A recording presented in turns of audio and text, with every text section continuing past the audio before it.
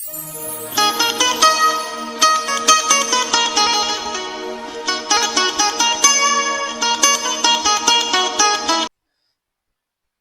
علیکم ملګرو، ستاسو ورور ډاکټر اقبال یم او تاسو ګورئ ارم ټي وي. نن موږ تاسو سره د دوو ملګرو لیکوالانو خبرې اترې د یو غیر رسمي مرکې په شکل ریکارډ کړي دي چې دوی کې د پښتو تاریخ، ادب او ثقافت په هکله څو ګټورې اهمې پوښتنې، سوالونه او جوابونه دي. امید لرم چې دا مرکه به مو خوښه شي. راځئ ځو د مرکې طرف ته. مورو یا بعضې خلک د هغې نه څوک د ټوکه جوړه کړي، څوک ورپورې یو څه ترې نه جوړ کړي چې تاسو دا د پښتنو تاریخ څنګه وایې بني اسرائیلو پورې تړئ او بلکې د سلیمان علیه السلام پورې دا رسوئ. نو او بعضې کتابونو کې دا خبره راغلې ده، وي به مو چې پښتانه بني اسرائیل دي دغه مو. نو آیا د دې تاسو سره څه تاریخي یا څه شهادت شته که نه، دا ستاسو خواهش دی؟ داسې د بهتاب صاحب چې په تاریخ کې خواهشات نه چلېږي. تاریخ حواله غواړي، تاریخ دلیل غواړي. په تاریخ کې د ځانه خبرې کول چې دا حماقت دی، هغې کې د ځانه خبره نشي کولی. تاریخ کې به ته حواله رااخلې او ما چې څه لوستي دي، څومره مورخین چې دي هغوی تاسو راواخلئ. تاسو تواریخ حافظ رحمت خاني راواخلئ، تاسو راواخلئ خان روشن خان راواخلئ، تاسو الله بخش یوسفي راواخلئ، تاسو د دغه دور یا د دې نه پس چې څومره دي یا اولف کیرو راواخلئ. هغوی ټول دا ثابتوي چې پښتانه بني اسرائیل دي. او بیا د ټولو نه زیاته لویه او معتبره حواله زموږ سره د حضرت خوشحال خان بابا د شعر په شکل کې موجوده ده، او وایي چې په ښایست باندې ختمه دا وینا ده چې په ښایست باندې ختمه دا وینا ده چې په اصل کې چې په اصل د یعقوب قوم متبار دي. یعنی دا پښتانه چې دي دا د حضرت یعقوب علیه السلام د نسل نه دي. نو چې د حضرت یعقوب علیه السلام د نسل نه دي، نو هغې ته بني اسرائیل ویلی کېږي. او چې بني اسرائیل ورته ویلی کېږي، نو د بني اسرائیلو یوه قبیله په یروشلم کې پاتې شوې ده او 11 قبیلې چې دي نو هغه خورې شوي دي. دا کشمیریان چې دي دا هم ټول بني اسرائیل دي. چې څومره پښتانه هلته موجود دي هغه بني اسرائیل دي. جاپان کې هم شته دی نسل. او ما سره یو کتاب د امریکې نه لیکلی شوی د انصابو یو کتاب دی د اسرائیلو، په هغې کې د دې ټولو تذکره هم موجوده ده او زموږ تاریخدانان هم دا لیکي. بل یوه ډېره خاص واقعه درته بیانوم او هغه د دې واقعې دپاره ډېره لازمه ده. هغه داسې ده چې یو ځل ما ته د NBC نیشنل براډکاسټینګ کارپوریشن زموږ د ریډیو پاکستان چې کوم مرکزي اداره ده، د هغې نه ما ته سردار علي صاحب ټلیفون وکړو په سهار کې داسې 9 بجې. ما ته وایي چې ستا نمبر مونږ د انډیا یو ریډیو له ورکړی دی او هغوی به تا ته ټلیفون کوي. نو ما ورته وایي مسله څه ده؟ د تاریخ څه قصه ده. نو یو نیمه ګنټه پس د هغې دغه ټلیفون راغی انډیا والا. نو هغې ته ما وایي چې څه مسله ده، تاسو به څه کوئ؟ نو وایي چې یاره مونږ په انډیا کې یو 600 افریدي وو، هغې خپل DNA ټسټ لیږلی و اسرائیل ته او هغه پازیټیو راغلی دی. د اسرائیلو نه DNA ټسټ پازیټیو راغلی چې یاره افریدي بني اسرائیل ثابت شوي دي. نو په دې هکله ستا نه تپوس وکړو. نو ما وایي څومره وخت به وي؟ 1 ګنټه پروګرام دی. 1 ګنټه پروګرام چې دی هغه پروګرام کې باید ته خبرې کې او لګیا به یو موږ به ستا سره صرف سوالونه جوابونه کوو. ما ورته وایي ټیک ده، ما دا به لایو وي که ریکارډینګ به وي؟ وایي ریکارډینګ به وي. نو ما ورته وایي یاره زه د 2 بجو پورې نه یم اوزګار، زما کلاس وي چې زه کلاس واخلم نو د هغې پورې به د هغې نه پس تاسو وکړئ. 10 بجې مې کلاس و د 11 پورې او بیا لاړم کور ته چې څه لایبرري زما سره پرته وه، ټولې د انګریزۍ او د اردو او د پښتو حوالې مې ټولې راوویستې. ټولې مې راوویستې او داسې کمره مې ډکه کړه د تاریخ د کتابونو نه او هغوی ته مې ټولې بیان کړې سره د کتاب او د صفحې د حوالې او د لیکوال د حوالې چې هغه ټول هر څه مو سره شریک کړه. چا د نر بچي هغه ټول زموږ پروګرام لیکلی دی او په یو ویب سایټ باندې ورکړی دی، چېرته د فیسبوک نه ورکړی دی یا د یوټیوب نه ورکړی دی. زموږ په دغه ورځو کې اسلامي کالج دا د 2010 واقعه ده. په دغه ورځو کې زمونږ اسلامي کالج تازه یونیورسيټي شوی او د هغې ویب سایټ جوړ شوی او د هغې دپاره ایمیل یې د ایچ ای سی د طرف نه مونږ ټولو ته راکړی شوی خو لا مونږ ته د هغې پاسورډ یې نه وی راکړی شوی ما ته هغه خپل ایډمن ټلیفون وکړو چې ستا په ایمیل باندې یو ایمیل راغلی ما ورته ویې پرنټ آوټ یې واخله ما ته یې راولېږه هغه چې کله د هغې نقل را ما ته راولېږو نو هغه د اسرائیل نه یو پروفیسر کړی او هغه وایي چې دا ستا چې کوم ریسرچ دی نو دا ریسرچ زما هم دی او دا معامله د عمر دپاره ختمو د افریدو یو پروفیسر د انډیا نه راغلی او هغه ما هغه شریک ریسرچ کړی ته هم راشه چې په شریکه دا ریسرچ چاپ کړو چې دا معامله د عمر دپاره ختم شي نو ما ورته وویل چې ښه دا اوس زه حیران شوم بیا ما هغه ایمیل واغست خپل وایس چانسلر ته مې کېښود ما راته ویل چې ستا په پاسپورټ کې خو د اسرائیل نوم نشته نو ته به څنګه ځې صحیح د اسرائیل نو ما ورته ویل چې ښه نو بیا به څه کوو نو ما ته ویل چې بس په قراره کښېږده په دې ګټه کښېږده هغه ایمیل اوس هم زما سره شته تاسو ته به یې زه وښیم نو بیا د دغې وجې نه چې هغې ته زمونږ تله نه کېده زمونږ د وطن نه لاره نه وه نو زه لا نړم نو یو پکې دغه یو بل سوال دی زما او هغه دا دی چې که مونږ لکه دا دعوه کوو چې دا پښتو دونه زره کاله زړه ژبه ده نو دا کوم املا چې اوس مونږ لیکو دا د عربي رسم الخط والا دا خو د محمود غزنوي وخت راغلی د دې کېږي زر کاله څه کم مخکې مونږ سره ولې څه نشته دی او یا په کومه خط کې دي تقریب الحق صاحب په خپل یو لیک کې ویلي چې یاره کله چې پښتانه مسلمانان شو نو د کفر د ورځو ټول آرټ یې تباه برباد کړو نه خو ټیک دی خو خو 1400 کاله مخکې دا املا خو زه عرض درکوم دا خبره کومه چې د دوی سره د اسلام راتلو نه پس څه موجود نو هغه ټول هر څه تباه او برباد کړه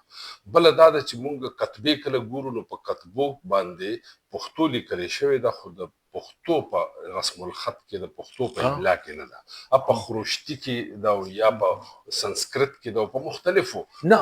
خجي دې سره زه یو بل سوال لرم ستا د کلي شاته زما د کلي شاته پېښور کې سوات دیر کوم ځای چې ته وې هر ځای ته چې مونږ ورځو یو ډېری د پکې بوتان راوځي او جی او یعنی دا او بیا د پښتنو په وخت کې هم دا بوتان راوځي یعنی دا نه چې صرف مطلب دی چې دا ډېر پخواني هم نه دي دا شی دا خو دغه د 100 کالو خبره ده د زرو کالو 100 نه ده دغه د 100 نه زرګونو کالو خبره ده مطلب دا چې په دې علاقه باندې بود مت هم تیر شوی د بود مت د ټولو نه غټ مرکز هم دا دی و پښتانه او زما دا خیال دی چې دا کم کار شوی دی او دا کم په غرونو باندې بوتان جوړ شوي یا دا کم د بامیان کم بوتو بامیان بوت د دنیا د ټولو نه غټ بوتو قدرتي کاڼي کې جوړ کړی شوی نو هغه چې دی دغه یو قسم لا د دې علاقې تاریخ ښایي او هغه تاریخ زموږ نه ورو ورو مسخ کېږي ځکه چې موږ بوتان مات کړي دي او موږ ورک کړي نه ستاسو څه خیال چې دا جوړ کړی بچی دا شي په قرآن مجید کې راځي چې خواوشال 140,000 زیاتو پیغمبران تیر شوي صحیح ده اسلامي تاریخ کې ویلی کېږي نو چې 140,000 زیاتو کم پیغمبران دي نو په دې کې خو په قرآن مجید کې د اتیشو نامې شته د نورو نشته دي بلکې اتیش ته غالبا اتیشو نامې شته او د هغې نه علاوه نورې نشته نو نور چېرته راغله خو دا انسان ارتقا کړی ده داسې راغلی دی او اخر کې دې ځای ته رارسېدلی چې حضرت محمد مصطفی صلی الله علیه وسلم باندې تکمیل شوی دی نو دا چې کوم دي دا ټول مرحلې دي د انساني ژوند اول یې اور ته سجدې کولې غرونو ته او نور ته او مختلفو څیزونو ته کاڼو ته او بوتانو ته بیا دی چې کله پوه شوی دی نو دی دې ځای ته رارسېدلی چې الله یې پېژندلی دی او د الله د قدرتونو نه خبر شوی دی نو زه دا ګڼم چې د پښتنو په دې سیمه کم پراته دي بوتان لکه 3,000 کاله وړاندې سکندر اعظم دلته راغلی دی سکندر اعظم چې کله راغی نو په هغه وخت کې هم هغې لیکلي چې په دیر سوات کې سبزي اوسېدل ESPAZI اسپازي هغې لیکلي سبزي اوسېدل د اس په سورلۍ کې ډېر ماهرانو او کومې جینۍ چې سکندر اعظم له خپه په غشي ویشتې وه سکندر اعظم چې و د دغه وخت پورې دته خلکو دیوتا وي چې خپې په غشي ولګېده پروت و جړلې او خلکو خپلو دغه ته یې ویې ملګرو ته چېره زه خو دیوتا نه یم زه خو ستاسو په شان انسان یم او دا خپه مې ډېر درد کوي بیا یې ویې دا چا چې زه په غشي ویشتی یم دا راولئ نو هغه یو جینۍ وه ډېره د اصله سورلۍ ماهره وه د هغې نوم رخسانه دا رکسونا صابون چې دی د هغې په یاد کې راغلی د هغې په تاریخ په درناوي کې نو دغه رخسانه چې وه هغې سره بیا وایي سکندر اعظم واده هم کړی نو دغه وخت کې هم یوسفزي موجود و د سوات په سیمه بل چې کله میرزا الغ بیګ دغه کوي 900 یوسفزي په یو ورځ حلالۍ په خپل دربار کې نو شیخ ملي په دغه وخت کې وایي چې زو یو بل عالم وایي چې زو خپل زړې علاقې ته چېرته چې زموږ عزیزان اوسېږي سوات ته مطلب ستاسو مطلب دا مونږ خو دا اورېدلي چې دی رستو راغلي خو مطلب چې ستا عزیزان یې دغه عزیزان موجودو د مخکې نه او چار چاپېره کافر اوسېدل دا چې دي دا خلک پکې بني اسرائیلو نو د دیو دغه سره دین سره مسلک و د دین سره تعلق و د کافرانو سره ډېر جنګونه هم کړي په دې اړه نو زه دا ګڼم چې دوی د ډېر وخت نه زما په ذهن کې دا خیال راځي چې دا مونږ کله د تاریخي واقعات ګورو نو عین ممکنه ده چې د دنیا په وړمبو یو دوه قامونو کې پښتانه هم شامل وو د هغې وجوهات دي وجوهات دا دي چې کله مونږ ګورو نو د خلکو تاریخونه چې دي د چا سوونو کاله تاریخ ده د چا یو څو زره دی د دې ټولې دنیا تاریخ چې دی بهتاب صاحب د ټولې دنیا تاریخ چې مونږ ګورو د مذهبي کتابونو په رڼا کې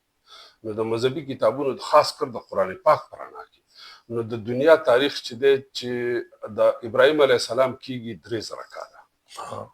د ابراهیم علیه السلام او د نوح علیه السلام ترمنځ ډېر زیات چې نو 2000 کاله دي 15 کاله شو د نوح علیه السلام او د آدم علیه السلام ویلی کېږي چې ملاقات هم شوی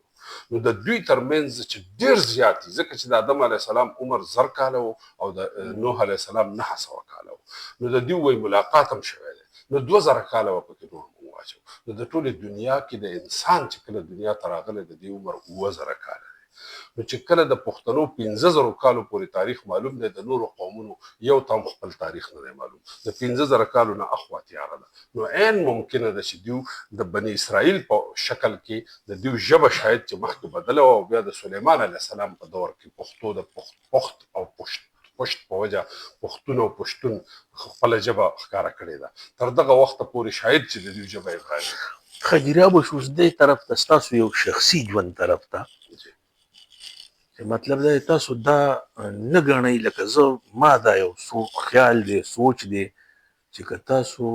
د پروفیسرۍ ته نه وئ تللي تاسو دپاره صحافت و وکالت و دغه څه شی و هغه کومه دغه و هغه سټیټ لایف و په هغې کې هم تاسو ته ټیک ټاک یو جاب و او ښه ټیک ټاک جاب و ځکه چې هغه وخت کې کېدای شي د پروفیسر ګاډی نه شو ساتلی تاسو سره یو ګاډی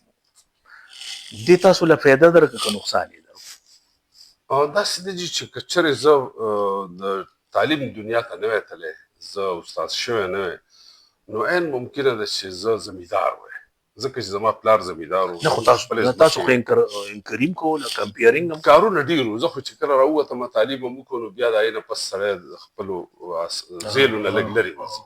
نو کارونه ډېر وو صحافت زما خوښه پیشه نه وه د هغې وجه دا ده چې صحافي چې دی چې خلک ټول کور ته ځي نو دی ډیوټۍ له ځي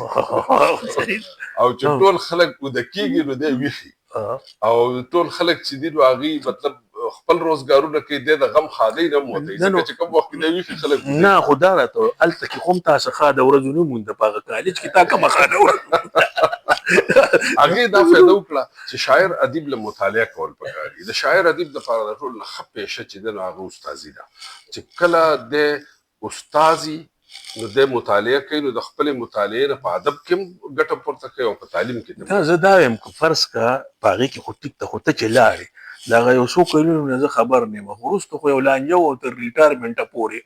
او مسله بنیادي طور دا وه چې ما ټول عمر خپل کار کړی دی ما په دې لانجو کې ما ځان نه دی اچولی ما په زرګونو طالب علمان هلکان جنکۍ د خدای په فضل ما تربیت کړي دي هغوی په دې ټول وطن کې خواره دي نن سبا زه هغه خلکو کې هم ډېر پکې دي زه نن سبا نیپا او نیم چې کوم دی زمونږ چې کوم سی ایس ایس پی ایم ایس افسران چې دي هغوی چې د یو ګریډ نه بل ګریډ ته ځي که نه د 18 نه 19 ته او د 19 نه شلم ته نو هغوی ته زه سبق ښایم نو د دې ټول پاکستان چې کوم افسران دي خاص کر ډي ایم جي نو هغه ټول زما په شاګردانو کې زه په لاهور کې هم ښایم کلچر زه په کراچۍ کې هم ښایم زه په کشمیر کې هم خایم زه په پېښور نه زه هم تا ته ولې خیر ونه رسو لکه خبره تا پی ایچ ډي وکړه د هغې څه خیر ونه شو تا لیکچري ستا خو پکې ایسو ما د ځان باره کې اړو سوچ نه دی کړی نه. چېرته ما د ځان باره کې د قام په باره کې سوچ کړی دی ګوره. او یقین وکړه بېتاب صاحب زه تاسو خبره یاد ساتئ زما د جامع پیزارونه چې د هماله میانان راوړي دومره راوړي چې زما یو ملګری دی چې راشي نو ما ته وایي بیت المال کې څه پراته دي چې ځان له پکې وخت ما له د پښتونخوا د ګوټ نه بهترین خوراکونه کور ته خدای را رسوي نو دا تعالی په پروفیسورۍ درکوي نه په پروفیسورۍ خو نه شاعرۍ تعالی درکوي او هغه شاعري چې دا چې کومه تا په هغه وخت کې کوله یا کولی شوه دې استاذۍ درې پروفیسورۍ ته نه نیسي ته نه ګڼې چې دې تا نه په لاس ډېر وخت یې راله ضایع کړی دی خو دا ده چې هغه هم یو کار و بالکل راله ډېر وخت ضایع کړی که چېرې زه تش ادب په دنیا کې ما به اوس یو 200 کتابونه لیکلي اوس مې ایله 15 کتابونه بیا دا ده چې هغې تا له دا وموکړو چې ته یو ښه ټیک ټاک نثرنګار وې تا تکلونه لیکلي وو شاعر تکلونه خو یو څو مو لوستلي مو اورېدلي مو دغه شان اخبار کې دې کار کړی او په ریډیو کې دې کړی او په سټیټ لایف کې و نو په سپوټوس او بلا شي هغې کې کمپیرنګ و آیا تا دا نه کړه چې تا نه یو ښه اکټر هم جوړېدی شو نو اکټینګ به ما د خپل ذات بیا نفي کوله د اباسین په کردار کې ما ژوند تېر کړی دی هغه دې تېر کړی تا اکټینګ کړی اباسین وروستو خبره ده لکه هغه خو هغې کې خو هم ډېر چانس و مونږ بلا انکراني هغه یو لیکوال د بلا لیکوالو نه زیات شهرت لري په دې ټلویزیون باندې ډېر خلک راځي مطلب دا زموږ استادان هم زموږ کشران هم دي ډېر تکړه خلک دي خو کومه مینه کوم شهرت کومه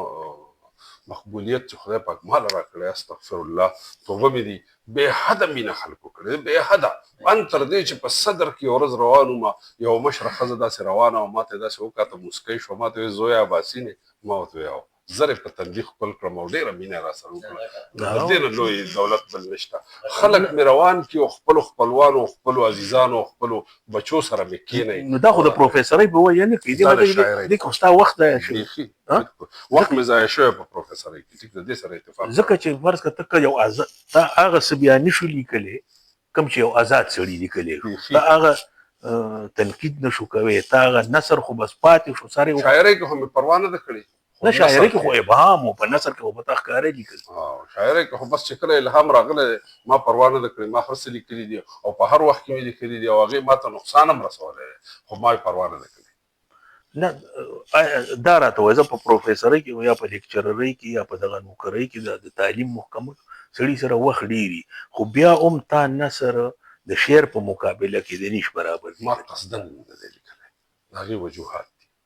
وجوهات دا دي چې ما شاعري کوله ما ته پته وه چې یاره زه شاعري کولی شم ځینې خلکو ته دا چې شاعري کوي خو هغوی ته دا پته نه وي چې یاره زما شاعري خلک نه خوښوي نو بس نه یې کوي نو چې کله زه پوه شوم چې خلک زما شاعري خوښوي نو بیا ما شاعرۍ طرف ته زیاته توجه کوله دا نثر چې دی دا د خلکو د تخلیقي مواد خوري ما کالم هم لیکلی په وحدت کې مې هم لیکلی په مشرق کې مې هم لیکلی په کراچۍ کې یو اخبار وپایي کې مې هم لیکلی خو ذهن کې ساتئ چې کله شاعر سړی اوریجنل شاعر چې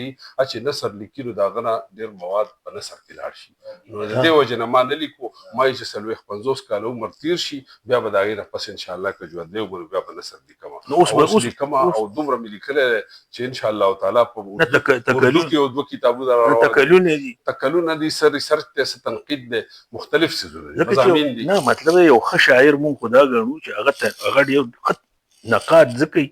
چې دې ځان له ښه شعر لیکي خو د بل په هغې هم پوهېږي که نه نو بس دا په زوړ عمر کې پکار په ځوانۍ کې نه پکار په ځوانۍ کې چې چا شاعري څوک نشي کولی نه دی نثر ډېر لیکي او چې شاعري کولی شي نو شاعرۍ ته یې ضرور وخت ورکړي مطلب دا دی چې تاسو نه خو ستا خو د هغه وخت خو ستا نثر خو چې کوم وخت کې چې تا شاعرۍ ته توجه کړې که زما نه تپوس وکړي شخصي زما ستا نثر زما خپل نثر اړو خوښ نه دی زما د ډاکټر اعظم صاحب لیکلی نثر ډېر زیات خوښ دی ډېر خوږ نثر یې لیکلی د روخان یوسفزي نثر مې خوښ دی د ګل محمد بیتاب نثر مې خوښ دی زما ډېرو کمو خلکو نثر خوښېږي خپل نثر راته هېڅ هم نه ښکاري نه خپل خو بیا خو به شعر هم تا ته خپل څه نه ښکاري ګزاره کوي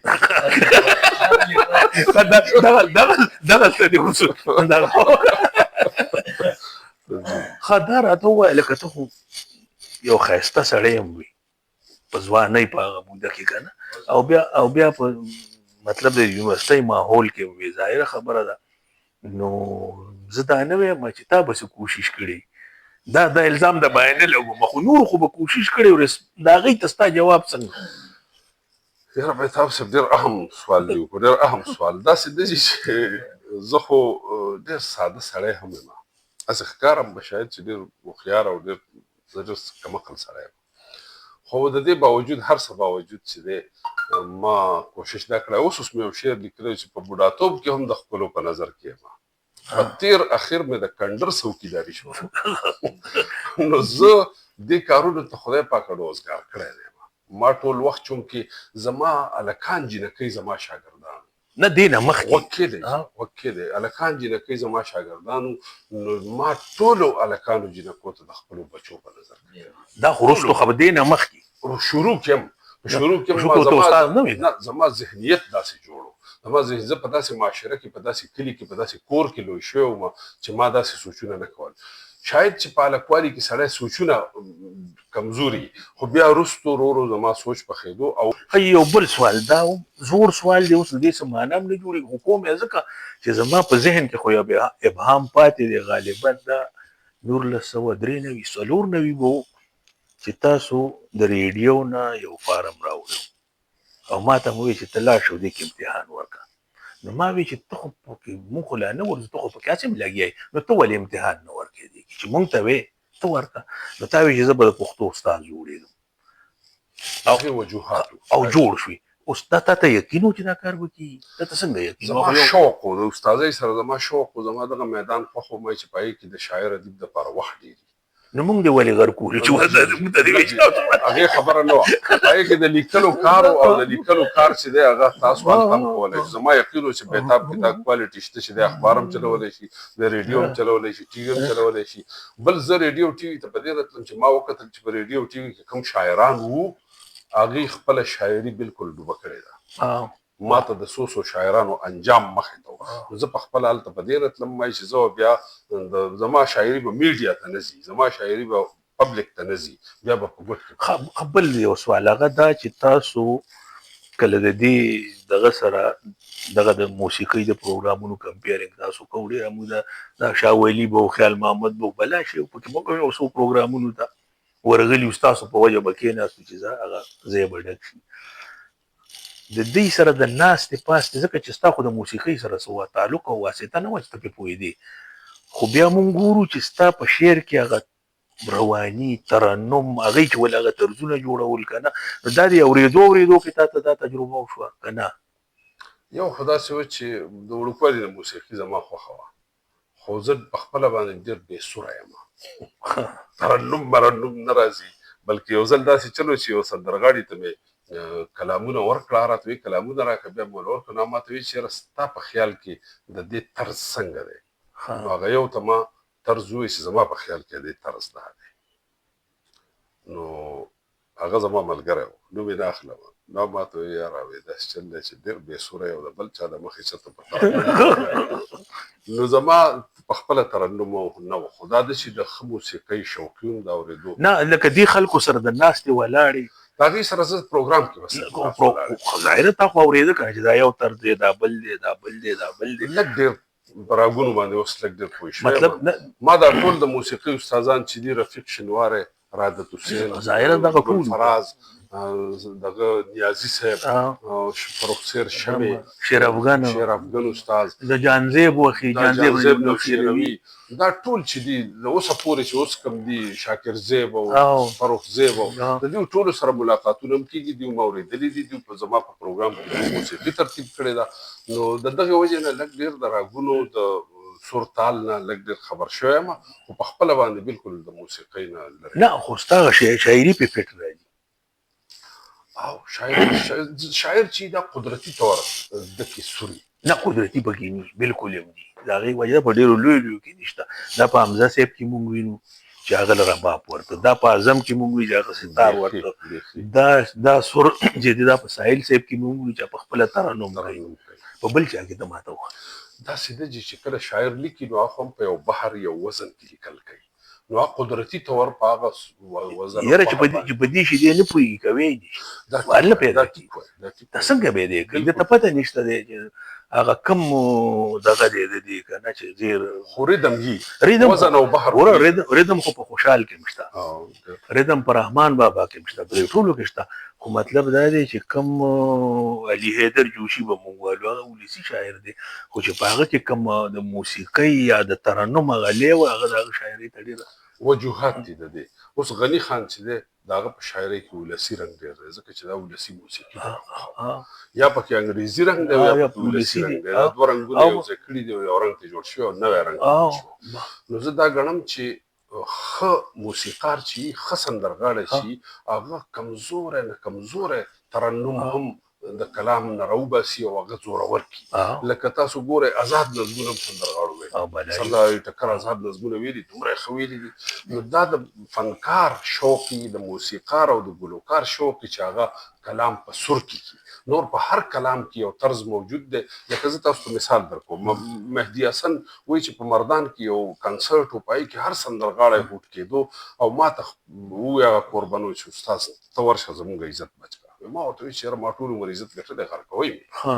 وایي چې ورغلم په زورې بوتلم وایي چې ورغلم ما شروع د دې نه وکړه چې ګلو مې رنګ برې بادن او بهار چلی وایي خلک ورو ورو غلي کېده وایي بیا ورته ما ګینټه سندرې ووایي او څوک نه دی اوچت شوی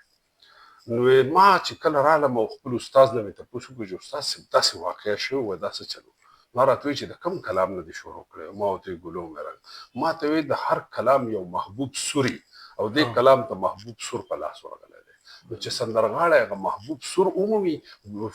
موسیقار هغه محبوب سور ومومي نو هلک کلام مقبول شي نو دې په هر کلام کې سور موجود وي په هر کلام کې رنګ موجود وي بس دی